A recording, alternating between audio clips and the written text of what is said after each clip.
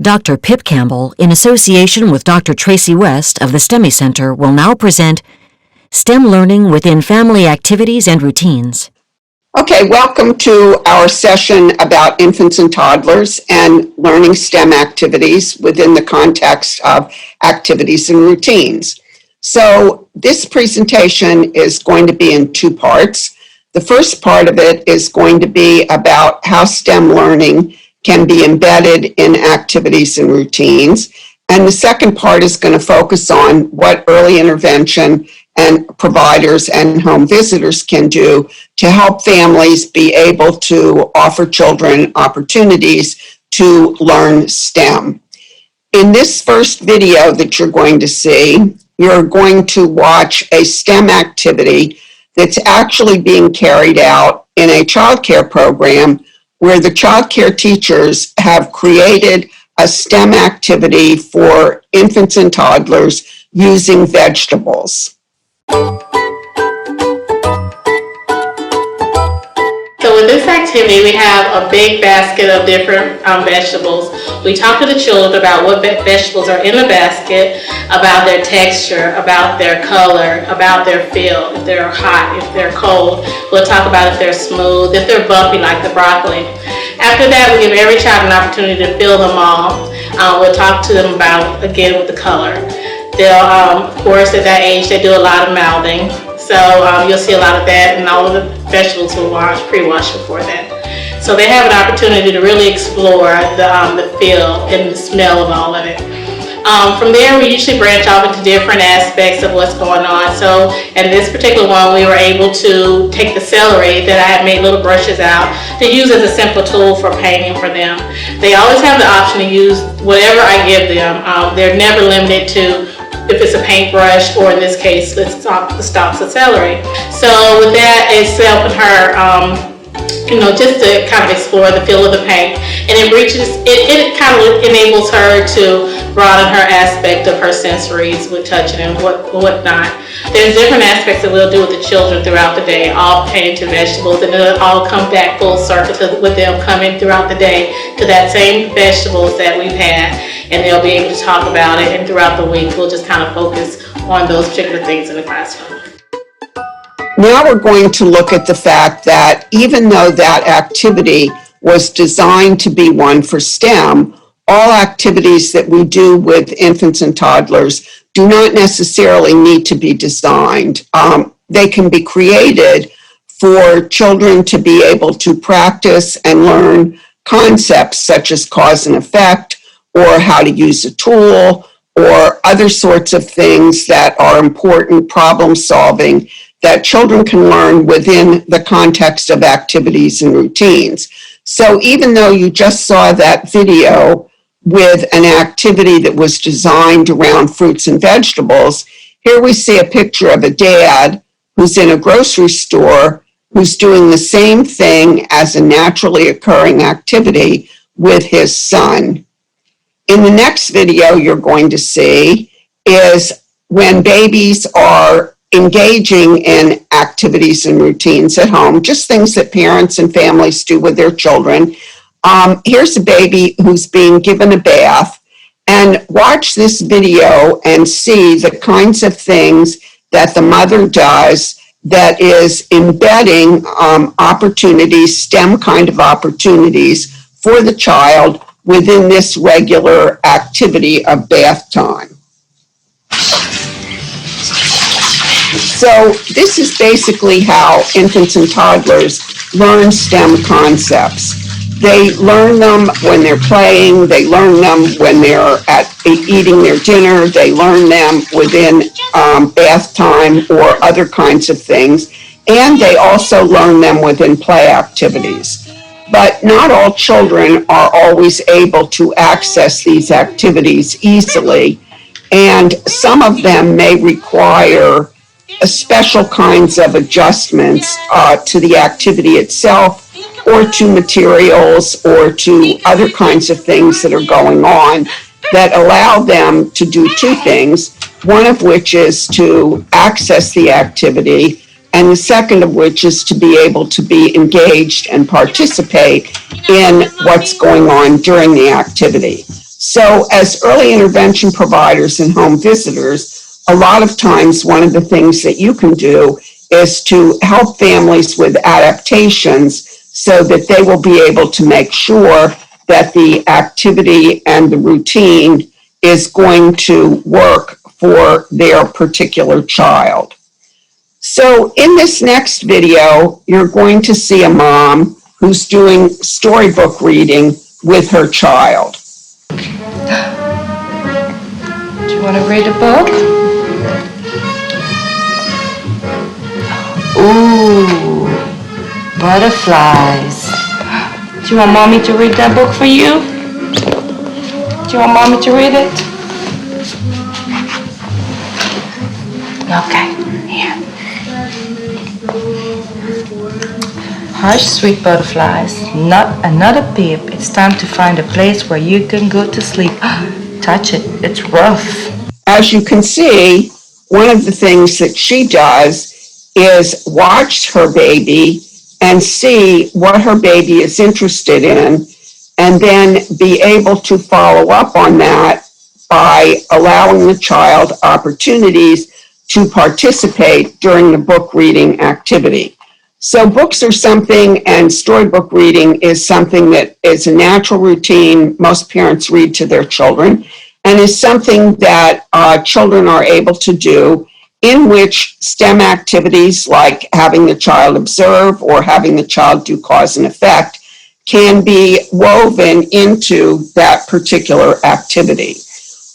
Babies are really natural STEM learners. A lot of times people think STEM and infants are kind of incongruent, that they don't exactly go together.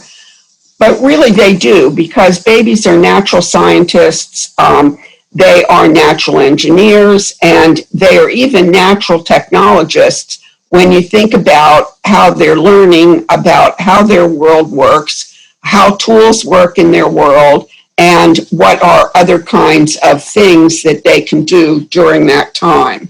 So it's important for us to be able to think about the fact that when we're talking about STEM learning for babies, oftentimes it's more effective if parents engage in the play with their child, and they do it in a specific way that kind of guides the child's learning and provides opportunities for the child to be able to think about what's going to happen, what are next steps, things like that. So in this next thing, if you look, and you have a chart, and we're going to look at a chart, you'll see that the chart has 3 columns. The first column talks about or lists out what are some of the things that children do within or learn within the context of natural activities that actually are specific concepts related to STEM, related to, in particular, engineering, related to scientific inquiry. And you can see that they're listed as engagement, observation, exploration, experimentation, and problem solving. In the second column, you see some examples of what the adult can do within the context of any activity, with any kind of activity, to try to create opportunities for children to explore, or opportunities for children to experiment, by kind of saying to children, well, I wonder what would happen if under these circumstances, or I wonder what would happen under those. So in that previous video that you saw of the baby and the bath time, one of the things that you can think about is that with water, children get a lot of different opportunities to explore water and containers, what they can do, how they can dump things in and out, what can happen, and parents can kind of set that up by saying, well, I wonder what would happen if you used this, or if you filled this with water, or if this got dumped out, or so that children begin to learn concepts related to cause and effect, related to pouring, and things along that line. And then the final column on this chart gives some examples of adaptations and things that might have to happen or could happen when people are doing an activity that would allow a child to get access to this activity.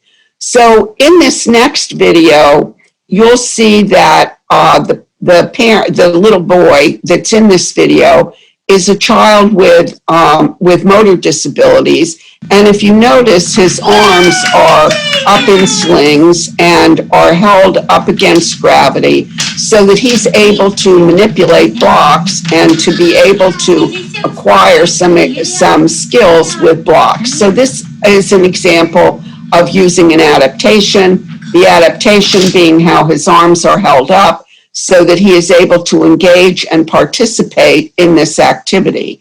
And if you think about it, you could think about some things that the adult could say that would help promote this child to be able to do some experiments, to be able to observe what happens when the blocks fall down, to be able to see what could occur if one block was put on top of another block. All of those things that we think about as basic kinds of skills that are the beginning part of engineering concepts and the beginning part of thinking about solving problems and how things are able to go together. So these are things that really are important and that really allow people to be able to make some adjustments and think about adjustments, although the adjustments may not always be things that are related to motor abilities. The adjustments may also be things like children who are very hypersensitive and aren't so good with, having stuff be on their hands and are what we would call sensory defensive sometimes, or other kinds of labels.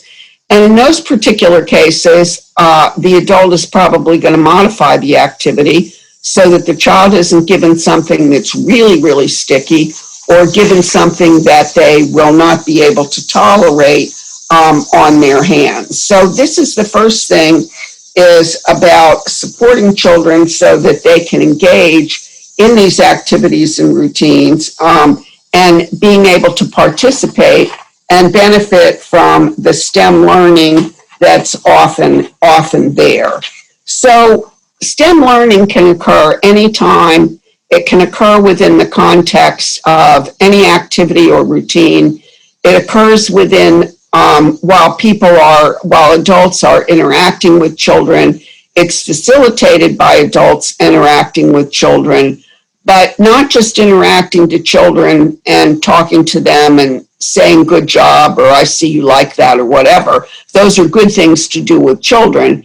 But when we want to give children language and knowledge about STEM, we want to introduce these concepts into the activity in which they're engaging. So we do that, as I said before, by kind of mirroring what's happening, by narrating what's happening in the activity, by introducing words that are the, quote, scientific words, or the STEM words, the STEM language that would be part of that, things like dump, things like pour, things like what would happen if, all of those kinds of things that give children both experiences, guide them to experiences, and also give them the language. So the really challenging part of all of this is not so much the adaptations, which are really often essential, particularly for children who have disabilities,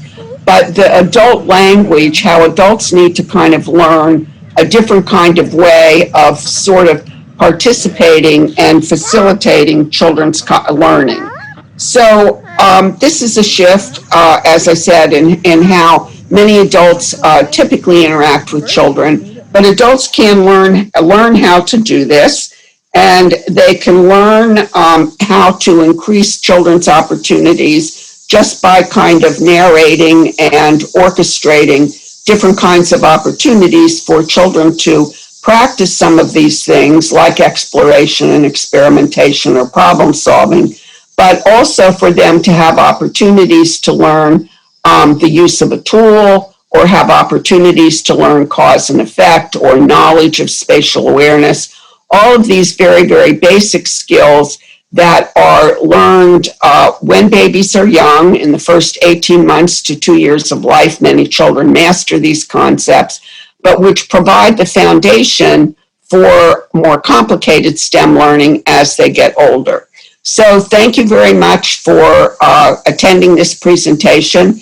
We're going to have a question and answer session afterwards. And we also have, you'll also have, I should say, not we, but you'll also have handouts that give you some examples of different kinds of things that you can share with parents so that they can learn or have examples of how activities and routines can be important foundations for STEM learning.